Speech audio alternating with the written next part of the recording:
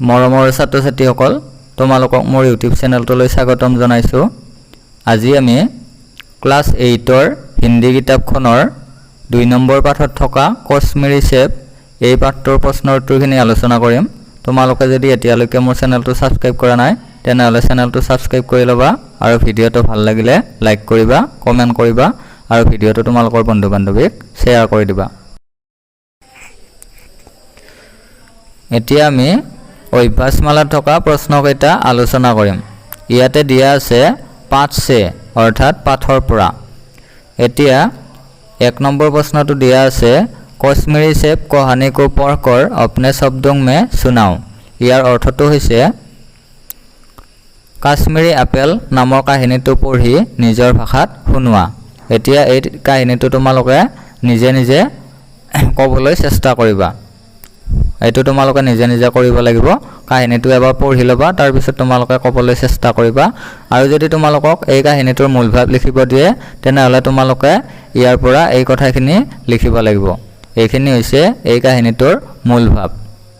গতিকে মূল ভাৱটো ইয়াতে লিখা আছে, তোমালোকে ইয়াৰ পৰা মূল ভাৱটো লিখিবা। আৰু এতিয়া তোমালোকক কৈছে কাহিনীটো তোমালোকে নিজৰ ভাষাত ক'ব দিছে, গতিকে নিজৰ ভাষাত তোমালোকে এই কাহিনীটো ক'ব লাগিব। এইবাৰ 2 নম্বৰ প্ৰশ্নটো আলোচনা কৰিম। কিসনে কাহা কিসছে কাহা অৰ্থাৎ কোনে কৈছিল কাক কৈছিল। এতিয়া ক নম্বৰটো দিয়া আছে বাউজি বৰে মজেদাৰ সেব আয়ে হে অৰ্থাৎ ডাঙৰীয়া বৰ সুন্দৰ আপেল আহিছে। এতিয়া এই কথাখিনি কোনে কাক কৈছিল। এতিয়া উত্তৰটো হ'ব উত্তৰ দোকানদাৰ নে লেখক সে কাহা। ইয়াৰ অৰ্থটো হ'ল দোকানীজনে লেখকক কৈছিল। খ নম্বৰটো দিয়া আছে সেব চুন চুন কৰ ৰখনা। ইয়াৰ অৰ্থটো হ'ল আপেল বাছি বাছি ৰাখিবা। এতিয়া এই কথাখিনি কোনে কাক কৈছিল। এতিয়া উত্তৰটো হ'ব উত্তৰ লেখক নে দোকানদাৰ সে কাহা। ইয়াৰ অৰ্থটো হ'ল লেখকে দোকানীজনক কৈছিল।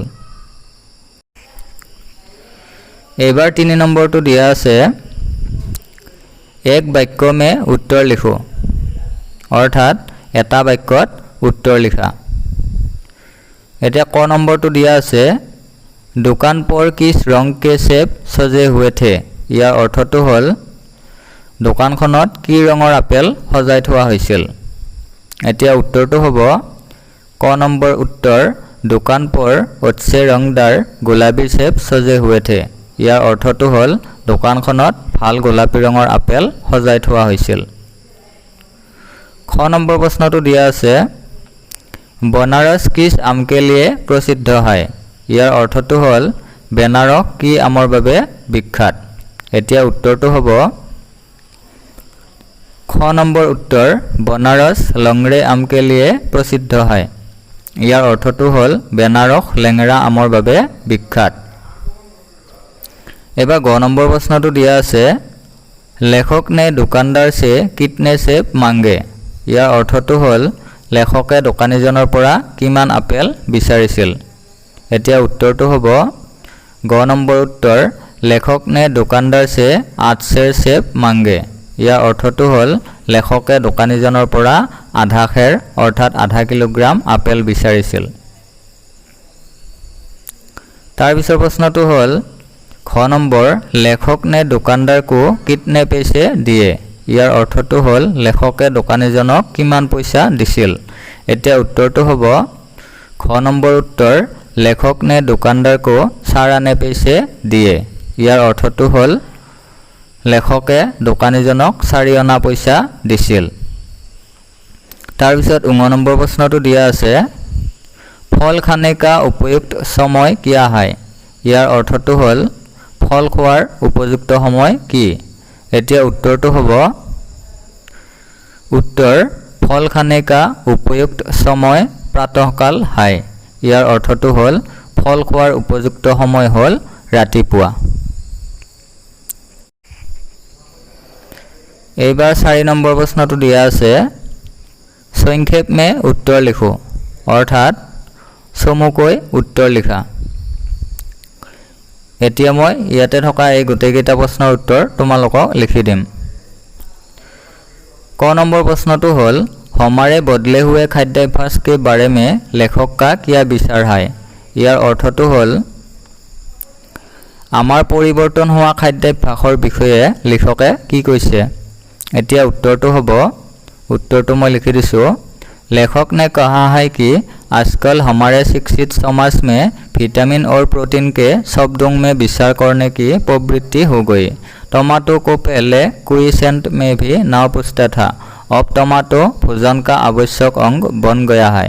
गाजर भी पहले गरीबों के पेट भरने की चीज़ थी, मगर अब पता चला है कि गाजर में भी बहुत विटामिन है, इसलिए गाजर को भी मेज़ों पर स्थान मिलने लगा है। এতিয়া মই ইয়াৰ অসমীয়া অৰ্থখিনি লিখি দিম। লেখকে কৈছে যে আজিকালি শিক্ষিত সমাজত ভিটামিন আৰু প্ৰটিনযুক্ত আহাৰৰ বিষয়ে চিন্তা চৰ্চা চলিবলৈ ধৰিছে। আগতে বিলাহী কোনোবাই এনেয়ে দিলেও নাখাইছিল, কিন্তু আজিকালি বিলাহী ভাতৰ লগত খোৱাটো আৱশ্যকীয় বস্তু হৈ পৰিছে। সেইদৰে গাজৰো আগতে দুখীয়াৰহে খাদ্য আছিল, কিন্তু এতিয়া বুজিলে যে গাজৰত ভালেমান ভিটামিন আছে, গতিকে ভাতৰ টেবুলত গাজৰেও স্থান পাবলৈ লৈছে।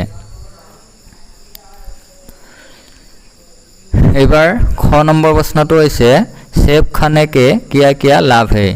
ইয়াৰ অৰ্থটো হৈছে আপেল খালে কি কি লাভ হয়। এতিয়া মই উত্তৰটো লিখি দিম।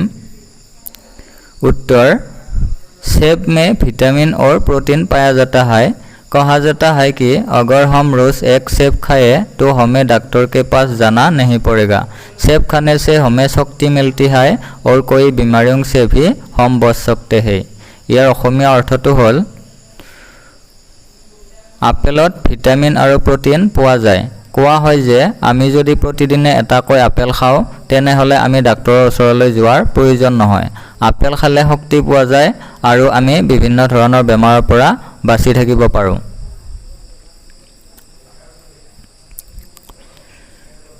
এইবাৰ আমি গ নম্বৰ প্ৰশ্নটো চাম। लेखक ने प्रातःकाल खाने के लिए जब सेब निकाले तो किस हालत में मिले। ইয়াৰ অৰ্থটো হ'ল লেখকে ৰাতিপুৱা খোৱাৰ বাবে যেতিয়া আপেল উলিয়ালে তেতিয়া আপেলবোৰ কেনেকুৱা অৱস্থাত পাইছিল। এতিয়া মই উত্তৰটো লিখি দিম। উত্তৰটো হ'ব लेखक ने प्रातःकाल खाने के लिए जब सेब निकाले तो पहला सेब सड़ा हुआ मिला। 1 रुपये के आकार का छिलका गल गया था। दूसरा सेब आधा सड़ा हुआ था। तीसरा तो सड़ा नहीं था मगर एक तरफ दबकर बिल्कुल पिसक गया था। चौथा सेब बेदाग था मगर उसमें एक काला सुराख था। काट कर देखा तो वैसे ही धब्बे जैसे कीड़े बेर में होते हैं। ইয়াৰ অসমীয়া অৰ্থখিনি মই তোমালোকক এতিয়া লিখি দিম। ৰাতিপুৱা লেখকে যেতিয়া খাবৰ বাবে আপেলবোৰ উলিয়ালে তেতিয়া প্ৰথম আপেলটো গেলা পাইছিল। একটকীয়া মুদ্ৰা এটাৰ সমানকৈ পচি গৈছে। দ্বিতীয় আপেলটোৰ আধা ফাল পচা আছিল। তৃতীয় আপেলটো পচা নাছিল কিন্তু এফালে হেঁচা খাই একেবাৰে চেপেটা হৈ গৈছিল। চতুৰ্থ আপেলটোত কোনো দাগ নাছিল কিন্তু ক'লা বিন্ধা এটা আছিল। কাটি চোৱাত লেখকে দেখিলে যে ভিতৰি ভিতৰি শুকাই গৈছে। এবাৰ খ নম্বৰটো দিয়া আছে दुकानदार को लेखक से बेईमानी करने का अवसर कैसे मिला। ইয়াৰ অৰ্থটো হ'ল দোকানীয়ে লিখকক ঠগিবলৈ সুবিধা কেনেকৈ পালে। এতিয়া মই উত্তৰটো লিখি দিম। उत्तर, लेखक ने दुकानदार से सेब का दौर्भाव किया लेकिन सेब उत्साह बुरा यह न देखकर रुमाल निकालकर सेब बांधने को दे दिया। इसी समय दुकानदार को लेखक से बेईमानी करने का अवसर मिला। ইয়াৰ অসমীয়া অৰ্থটো হ'ব এনেকুৱা লিখকে দোকানীৰ লগত আপেলৰ দৰদামহে কৰিলে কিন্তু আপেলবোৰ ভাল নে বেয়া নোচোৱাকৈয়ে জেপৰ পৰা ৰুমাল উলিয়াই বান্ধি দিবলৈ দিলে। সেই সময়তে দোকানীয়ে লিখকক ঠগিলে। এবাৰ 9 নম্বৰ প্ৰশ্নটো আছে खोमसे वाले की ईमानदारी के बारे में लेखक ने क्या कहा है। অৰ্থাৎ পুৰি বিক্ৰী কৰা দোকানীজনৰ সততাৰ বিষয়ে লিখকে কি কৈছে। এতিয়া উত্তৰটো হ'ব एक बार लेखक ने मुहर्रम के मेले में एक खोमसे वाले से 1 पैसे की रेवड़ियाँ ली थी और पैसे की जगह अठन्नी दे आया था। घर आकर जब अपनी भूल मालूम हुई तो खोमसे वाले के पास दौड़ा गया।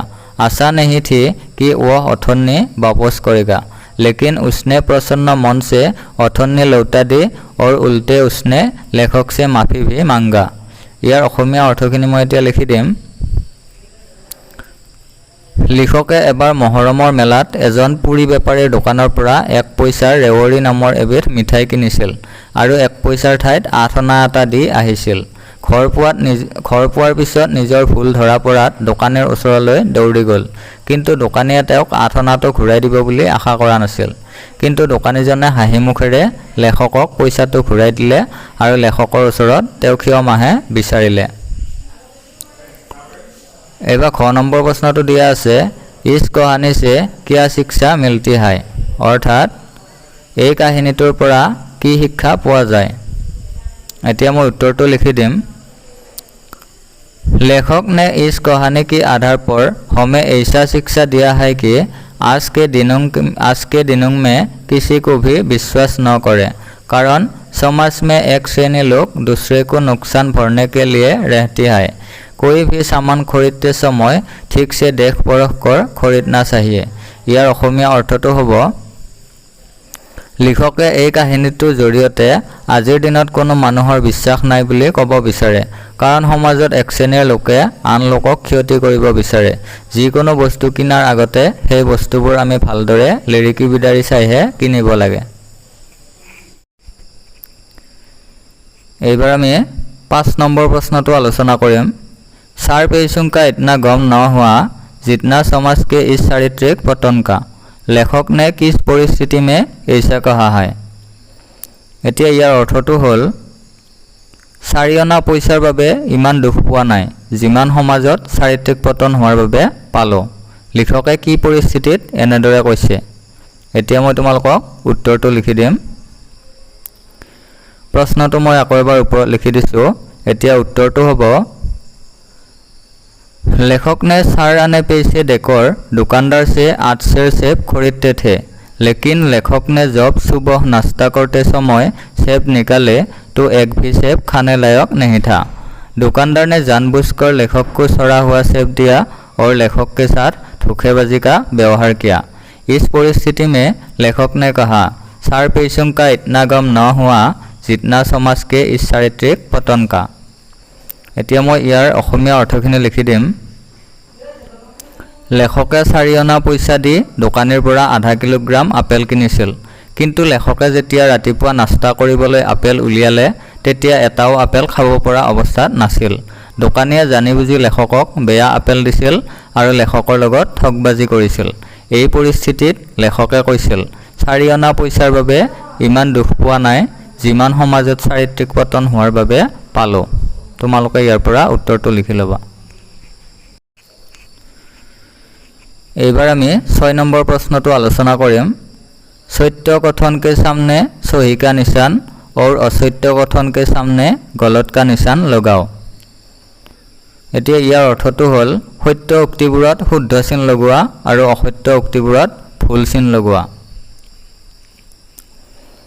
এতিয়া ক নম্বৰ বাক্যটো দিয়া আছে, गाजर में अधिक विटामिन पाया जाता है। ইয়াৰ অৰ্থটো হ'ল, গাজৰত প্ৰচুৰ পৰিমাণে ভিটামিন পোৱা যায়। গতিকে এই উক্তিটো হ'ব সত্য, উত্তৰটো হ'ব সত্য। তাৰ পিছত খ নম্বৰটো দিয়া আছে, अल्फान्सो सेब की एक किस्म है। ইয়াৰ অৰ্থটো হ'ল, अल्फान्सो হ'ল এক প্ৰকাৰৰ আপেল। এইটো হ'ব অসত্য, কাৰণ अल्फान्सो হৈছে এক প্ৰকাৰৰ আম, ইয়াতে আপেল বুলি লিখিছে, গতিকে এইটো হ'ব অসত্য। উত্তৰ অসত্য। তাৰ পিছত গ নম্বৰটো দিয়া আছে, ফল খানে কা সহি সময় ৰাত হায়। ইয়াৰ অৰ্থটো হ'ল, ফল খোৱাৰ উপযুক্ত সময় হ'ল ৰাতি। এইটো হ'ব অসত্য, কাৰণ কিতাপখনত লিখা আছে ফল খোৱাৰ উপযুক্ত সময় ৰাতিপুৱা, গতিকে উত্তৰ অসত্য। তাৰ পিছত খ নম্বৰটো দিয়া আছে, চৌথে সেব মে এক কালা সুৰাখ থা। এই কথাটো হৈছে সত্য, 4 নম্বৰ আপেলটোত এটা কলা বিন্ধা আছিল, গতিকে এইটো হ'ব সত্য, উত্তৰ সত্য। তাৰ পিছত 19 নম্বৰ দিয়া আছে, दुकानदार ने लेखक को बढ़िया सेब दिए थे। ইয়াৰ অৰ্থটো হ'ল দোকানীয়ে লেখকক সুন্দৰ আপেল দিছিল। এইটো হ'ব অসত্য, কাৰণ দোকানীয়ে লেখকক সুন্দৰ আপেল দিয়া নাছিল, বেয়া আপেল দিছিল। গতিকে উত্তৰটো লিখিম उत्तर असत्य। 6 नंबर आदमी बेईमानी तो भी करता है जब उसे अवसर मिलता है। यार अर्थটো হ'ল মানুহে যেতিয়া সুবিধা পায় তেতিয়া বেইমানি কৰে। গতিকে এইটো হ'ব সত্য, उत्तर सत्य। तार पिছত 6 नंबर लेखक ने दुकानदार को सेब की कीमत के रूप में 4 आने पैसे दिए थे। यार अर्थটো হ'ল लेखके দোকানীজনক আপেলৰ দাম হিচাপে 4 অনা পইচা দিছিল। গতিকে এইটো হ'ব সত্য, আমি কিতাপখনত পাইছোঁ। উত্তৰটো হ'ব সত্য। তাৰ পিছত দিয়া আছে এক সেব ভি খানে লায়ক নেহি থা। ইয়াৰ অৰ্থটো হ'ল এটা আপেলো খোৱাৰ যোগ্য নাছিল। গতিকে এইটো হ'ব সত্য, উত্তৰ সত্য। তাৰ পিছত 6 নম্বৰ सभी दुकानदार बेईमानी करते हैं। ইয়াৰ অৰ্থটো হ'ল সকলো দোকানীয়ে বেইমানি কৰে। এতিয়া এইটো হ'ব অসত্য, কাৰণ সকলো দোকানীয়ে বেইমানি নকৰে। গতিকে উত্তৰ असत्य। তাৰ পিছত শেষৰটো দিয়া আছে खोमसे वाले ने लेखक की अठन्नी नहीं लौटाई। ইয়াৰ অৰ্থটো হ'ল পুৰি বেচোঁতাজনে লিখকক 8 অনা পইচাটো উভতাই দিয়া নাছিল। এইটো হ'ব অসত্য, কাৰণ পুৰি বেচোঁতাজনে লিখকক 8 অনা পইচাটো ঘূৰাই দিছিল, ইয়াতে ঘূৰাই দিয়া নাই বুলি কৈছে। গতিকে এইটো হ'ব অসত্য। মৰমৰ ছাত্ৰ ছাত্ৰীসকল, আজিৰ ভিডিঅ'টো ইমানতে শেষ কৰিছোঁ।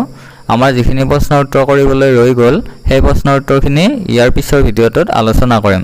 তোমালোকে যদি এতিয়ালৈকে মোৰ চেনেলটো ছাবস্ক্ৰাইব কৰা নাই তেনেহ'লে ছাবস্ক্ৰাইব কৰি ল'বা।